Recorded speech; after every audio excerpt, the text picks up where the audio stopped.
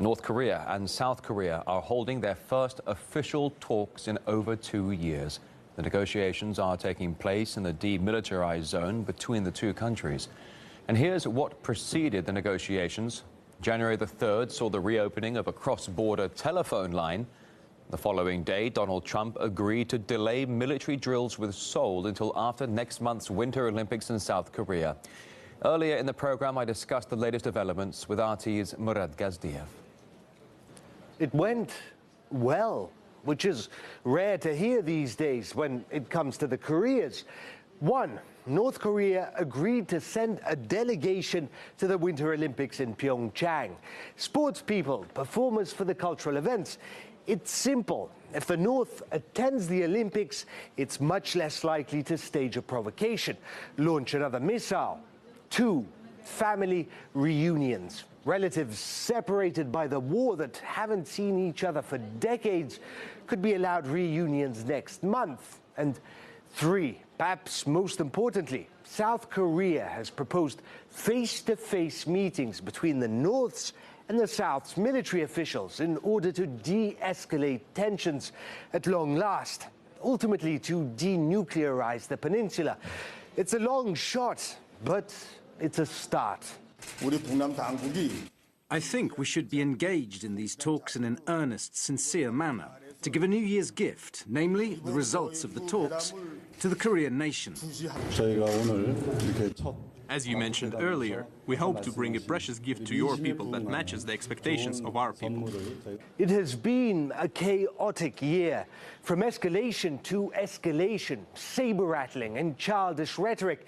Near enough every month, the US and South Korea would stage war games on the North's borders that send a message.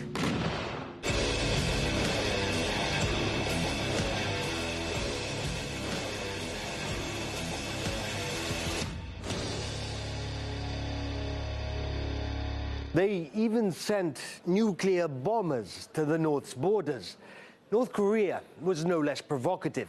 It tested increasingly advanced ballistic missiles, staged suspected nuclear weapons tests, and it now reportedly has the capacity to hit mainland United States. And Kim Jong-un has boasted he has his own button on his desk as part of whose button is bigger contest with Trump. Which is why these talks were so important. They allow for a pause, for hot heads to cool off, and for tightened fingers to ease off on the triggers.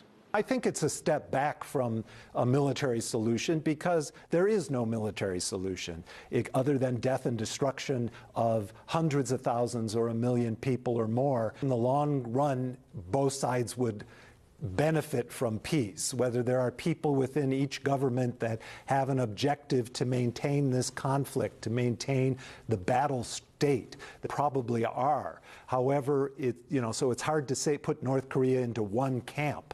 However, I see what can come from the talks is a type of peace treaty and a type of situation where these countries can learn to live in peace, and that's only going to come from building relationships. The latest talks follow months of escalation in rhetoric and saber-rattling between North Korea and the US. However, Donald Trump claims his aggressive attitude towards Pyongyang is exactly what made the diplomatic breakthrough possible.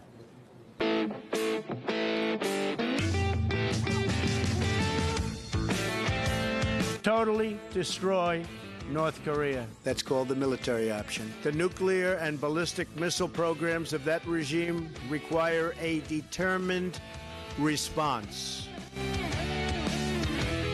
Little Rocket Man, he is a sick puppy.